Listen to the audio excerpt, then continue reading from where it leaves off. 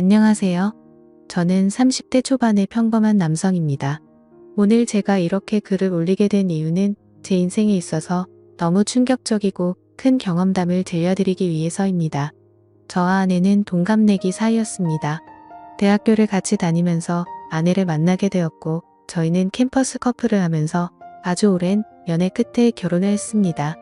연애 시절 저희는 밤낮으로 사랑을 속삭이며 누구보다 뜨겁게 예쁜 사랑을 나누었고 결혼 이후 아내와 사랑하는 방식은 많이 달라졌겠지만 세상 그 누구보다 제게 아내는 소중한 존재였습니다.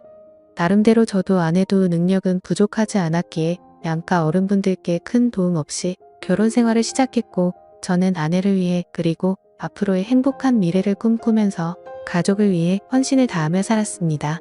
그 덕분에 저희는 작게 시작한 신혼집에서 2년 만에 벗어났고 대출을 끼고 사긴 했지만 자가로 50평대 아파트를 구했고 이사를 오게 되었습니다. 부부가 맞벌이를 하다 보니 평일에는 이사를 오기가 엄두가 나지 않았고 주말을 이용해서 저희는 이사를 오게 되었습니다. 짐 정리를 하다 보니 양이 생각보다 엄청나게 많았고 이삿짐 정리를 안 쓴 걸 많이 후회했었습니다. 저희는 미처 다 정리하지 못한 짐들은 천천히 정리하기로 하였고 새로운 집을 구경하면서 앞으로의 행복한 미래를 꿈꾸면서 즐거운 시간을 보냈습니다. 열심히 일해서 새롭게 집을 얻고 저희는 너무나도 행복했습니다.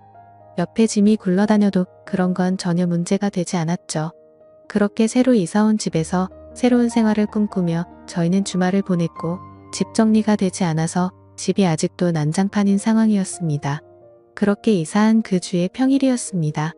아내는 야근을 해야 할 것 같다며 제게 연락이 오더군요. 정리를 할 게 있어 사무실에서 밤새 일을 할 수도 있다고 말하더라고요. 일을 하는 업종이 일이 많이 몰리는 그런 업종이어서 때때로 밤샘을 하고 오는 적이 몇 번 있었던 터라 이번에도 그냥 많이 바쁜가 보네 라고 생각했었습니다. 그렇게 저는 일찍 들어가봤자 할 짓도 없고 오랜만에 친구들이나 만날까 생각하면서 퇴근길에 아내에게 전화를 했습니다.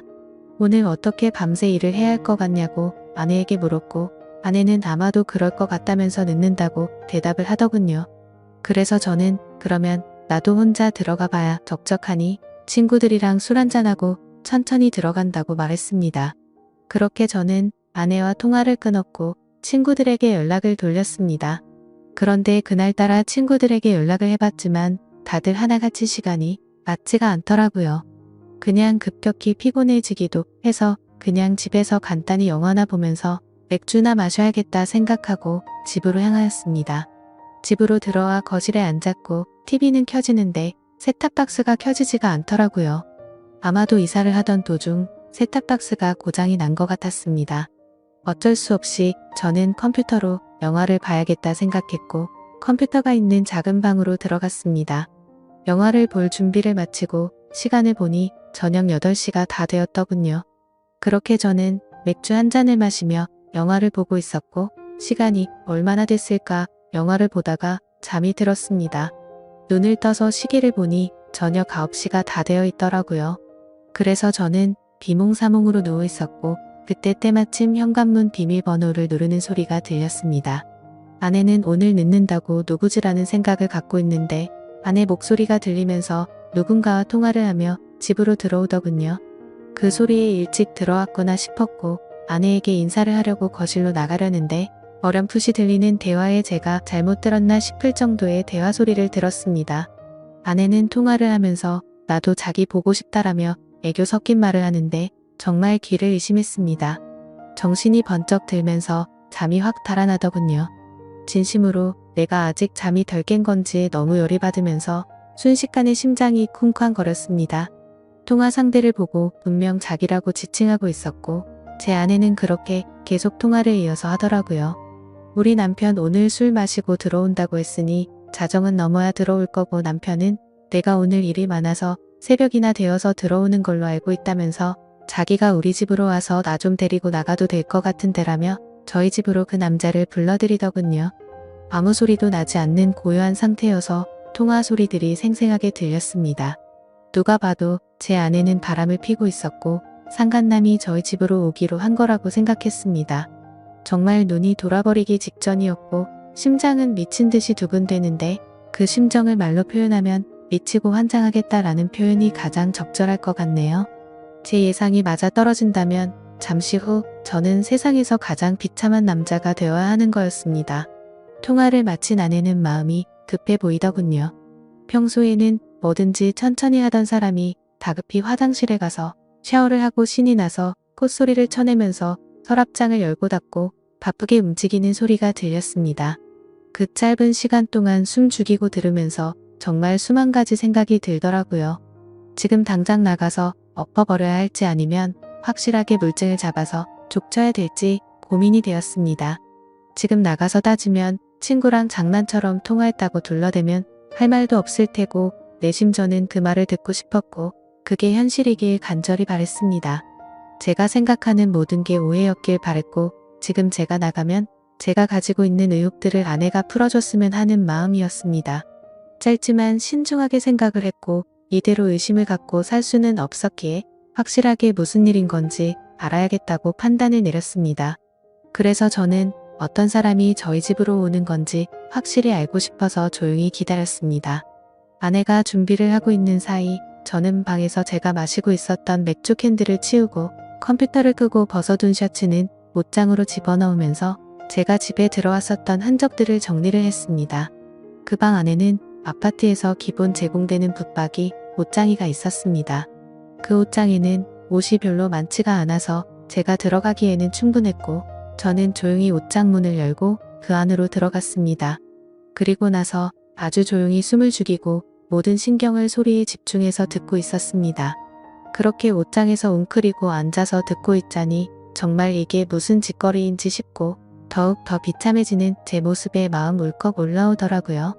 지금이라도 당장 나가서 엎어버리고 싶은 걸 몇 번이나 참았는지 모릅니다. 한참을 그렇게 제 스스로와 싸우면서 기다리고 있었고 저희 집에 초인종이 울렸습니다. 현관문이 벌컥 열리는 소리가 들렸고 뒤이어서 굵은 목소리의 남자 목소리가 들려오더군요. 그 남자가 신발을 벗고 저희 집으로 들어오는 소리가 들렸습니다. 저는 제 예상이 맞구나 생각을 했고 그 사람은 단순한 친구는 아닌 것 같다고 생각이 들었습니다.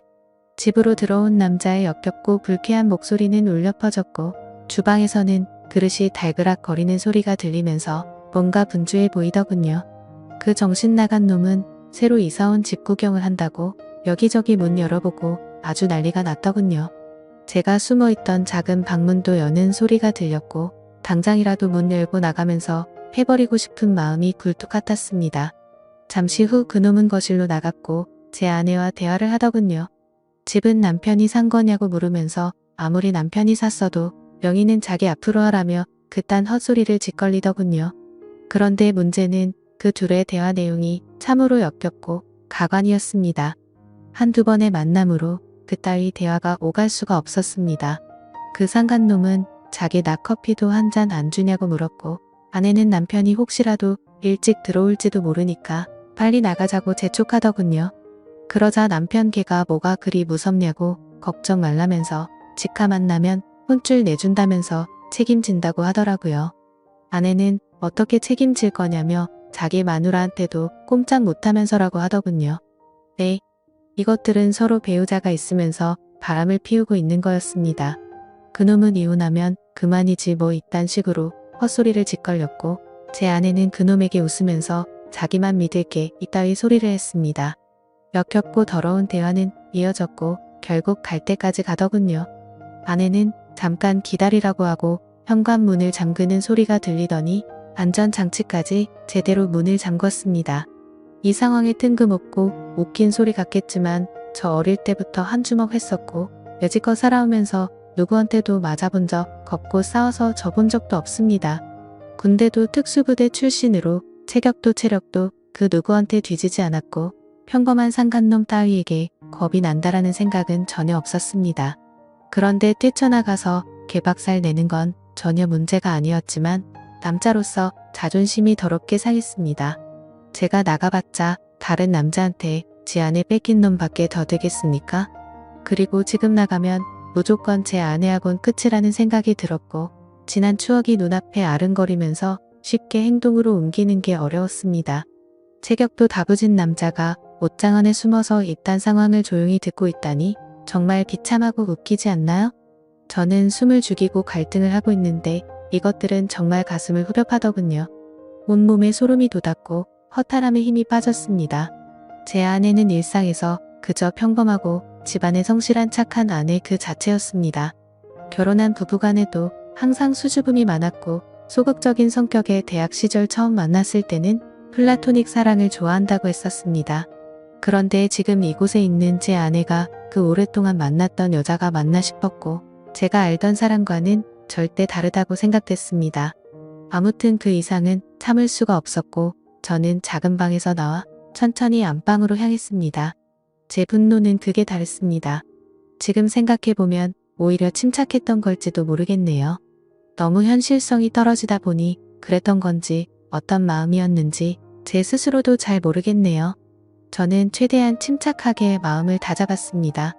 제가 꼭지가 돌아버리면 진짜 오늘 큰 사고가 날 게 분명했던 걸 알았기 때문이죠.